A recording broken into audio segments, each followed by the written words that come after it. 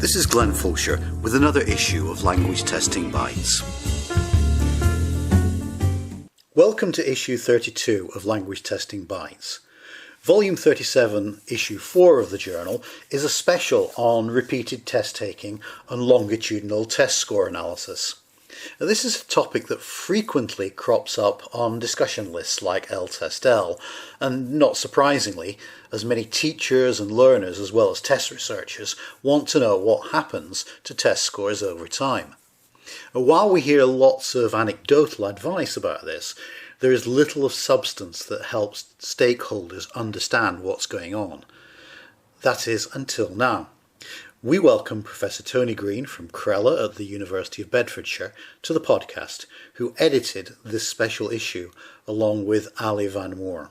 Tony, welcome to Language Testing Bites, and thanks for talking to all our listeners about this topic, which seems to generate endless interest among so many language testers, teachers and learners. Hi Glenn, I'm really happy to be here doing my first Language Testing Bites podcast, and I do hope the listeners are going to find this topic just as fascinating as Ali and I did. Well, to start the ball rolling, can you tell us what repeated test taking is? Okay, so repeated test taking is, obviously enough, taking a test on more than one occasion. But it doesn't include taking different tests. So, for example, if you take a language test, then a history test, then a maths test, that's not what we're talking about. And it doesn't involve taking even different language tests. So if you were to take a Pearson test on Monday, a TOEFL test on Tuesday, an IELTS test on Wednesday, that wouldn't be the kind of thing we're talking about either. I should also say it doesn't necessarily mean taking exactly the same test with all the same questions. It could be a different form or a different version of the same test. But where the tests are different, where there are different questions, different tasks, they would have to have been equated or linked in some way, so there's a known relationship between them. Of course, as we make clear in the special issue, although it is currently very much a focus of attention, repeated testing is not something new. It's probably been around and with us for just as long as we've had tests. You say that this phenomenon is far from recent. Can you just give us a couple of examples to illustrate the extent of repeated test taking, both in terms of history and just how many test takers might be involved today? Yeah, so in the special issue, we give the example of the people who would spend a lifetime working their way up through the Chinese civil service examinations, which date back, over 1,000 years anyway. Those examinations were held every 2 or 3 years and were incredibly selective. So sometimes 50,000 people would compete for just, say, 1,000 degrees. And there are accounts of people spending their entire lives taking these exams again and again, and still trying even into their 90s.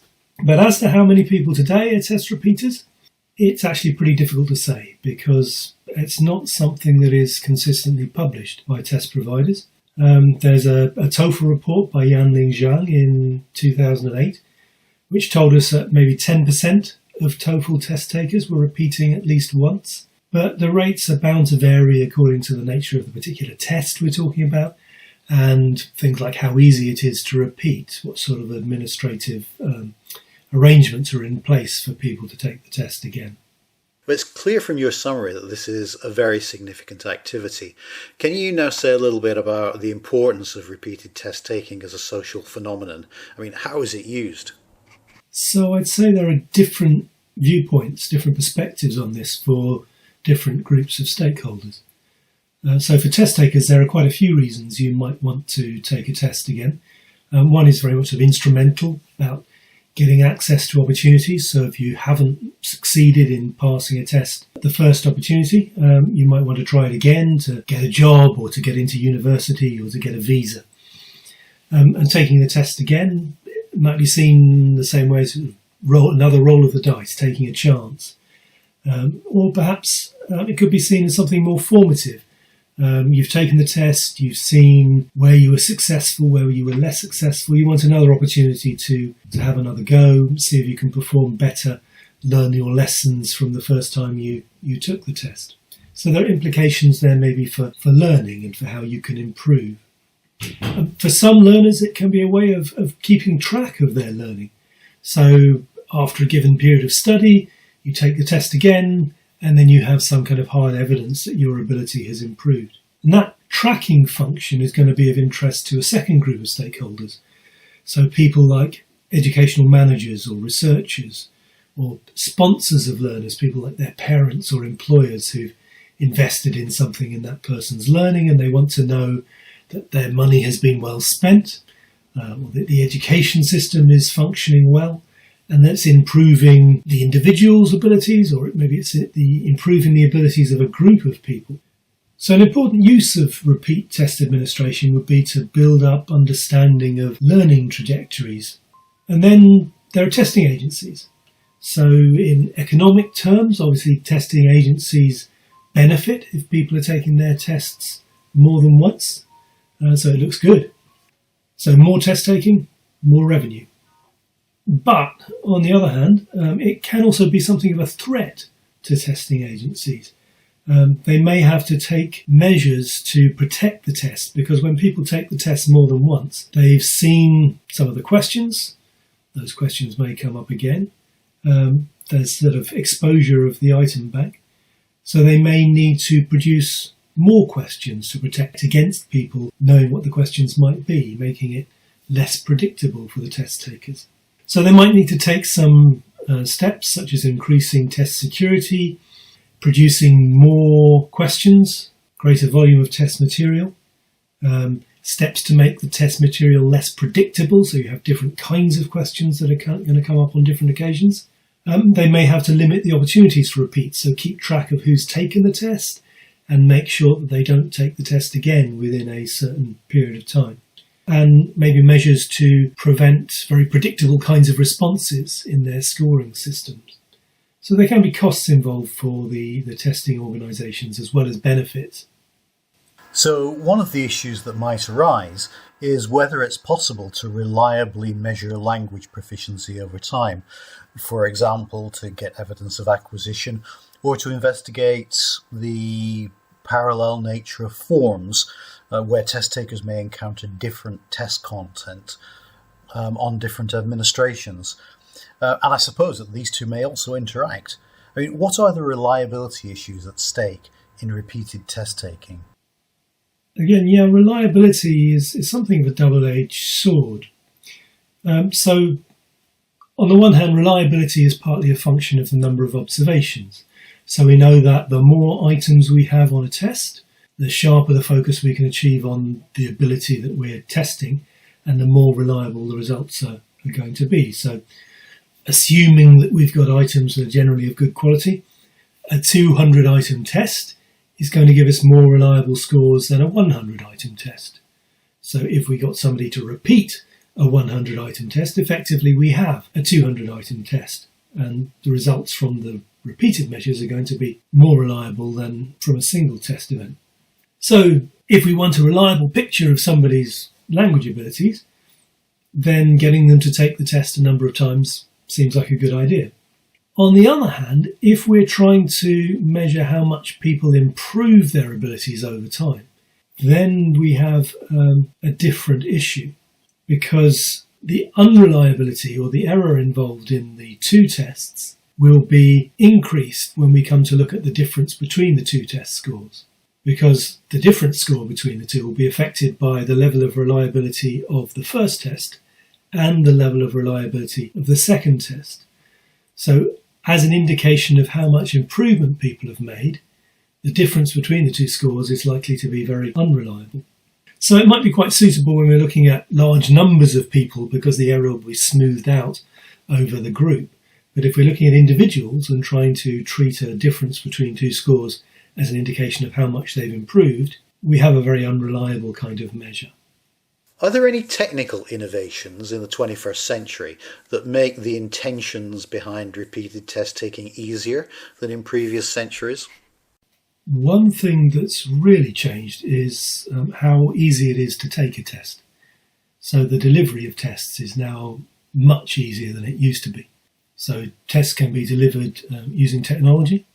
They can be delivered more often and more easily. It's now as easy as picking up your mobile phone and you can take a test. Whereas in The situation in China used to have to travel to a provincial test centre in order to be able to take the test, and it could only happen every few years, whereas now you can finish one test event and in many cases you could immediately start another as soon as you finish the first.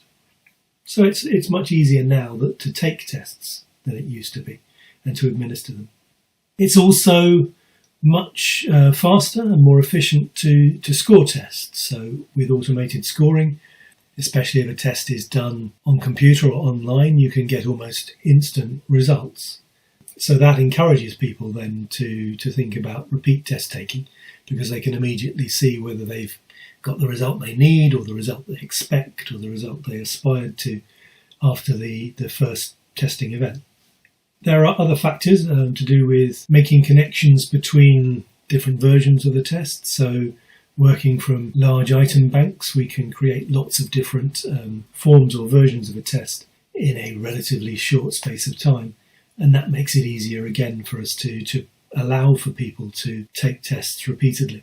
In terms of some of the interpretations of test results, so in the special issue we bring up a number of the statistical innovations that have helped us to look at patterning in development of test scores over time. So there are papers on multi-level modelling, Bayesian modelling and latent growth curve modelling that show some of the new techniques we have for looking at how we might analyse the development of abilities over time using repeated test taking.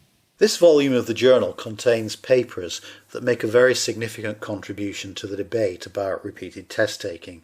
Now, unfortunately, we just don't have the time to discuss each individually. Would you be able to take us through just a few of the key issues that they raise so that we can whet the appetite of our listeners to read them all? Okay, well, Ali and I picked out a couple of themes from the papers in the special issue that we think make a really compelling case for people giving more attention to the issue of repeat test taking when they make a validation argument supporting use of a test. One is that repeated test taking can improve our interpretation of test scores because it leads to these improvements in reliability and potentially allows us to get better insights into people's learning trajectories and how quickly they seem to be improving their language abilities. So there are papers in the special issue that look at different methodologies and different perspectives on these questions, with insights into the influences on score improvements and into which features of language might change over time. And there are implications there for second language acquisition as well as for education. So some of those features might be static, things like learners' proficiency at the time they took the first test. But others are more dynamic. There are things that change. So there's the change in the learner's proficiency between the first test and the second test. There's change in language use at home. So are they mainly using, if they're migrating to a new country, are they mainly using their language of the country they're coming from, or are they mainly using the language of the country they're moving to at home? So researchers in the issue looked at the duration between test events, effects of different kinds of practice, differential growth in skills, changes in the context, environmental changes, as well as patterns in the changes in test performance. A second theme that we picked out centres around the implications for test use and kind of consequences that can flow from repeated test taking.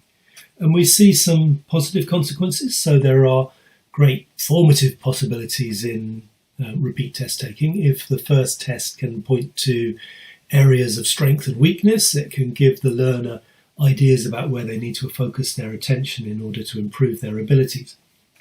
It also helps communication. So if you think about people who are advising learners or parents about how much progress they're making, that repeat test taking and some of the new techniques that we're looking at can help to ease those conversations by showing how we build up a fuller picture of people's ability over time by taking into account tests that they've taken in the past.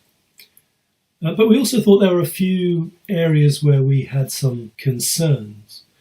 So because of the influence of measurement error and the opportunities that are there for people to do repeat test taking, there's now a phenomenon called superscoring, where test takers may take a test a number of times, and if it's made up of a number of subtests, say there's a test of writing, speaking, reading and listening, they can bank their scores as they go along. So they do particularly well on writing on the first occasion, they keep that score. On the second occasion they do very well on reading, they keep that score, and they put those scores together to give them an overall higher profile in terms of their results. We think that has some worrying implications for equity, because taking tests, especially high stakes tests, is an expensive business.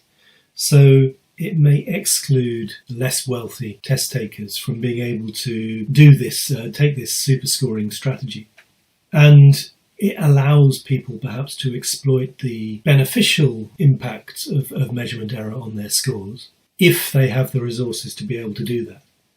We're also a little bit worried about the idea that repeated test taking may not only have formative impact, that it encourages people to focus on the skill areas that they need to work on, but also on finding ways to crack the test, or to show their abilities, or to give the impression that they have abilities that they don't really have by exploiting features of the test design. And the more often they're able to do the test, the more often they're able to find the weaknesses, the vulnerabilities in the test design that they might be able to exploit. And one of the papers in the special issue does focus very much on the ways in which individual test takers use different strategies to try to improve their scores over time. So I think we see both potential benefits and potential risks in relying increasingly on repeated test taking in building up our picture of what test takers are able to do.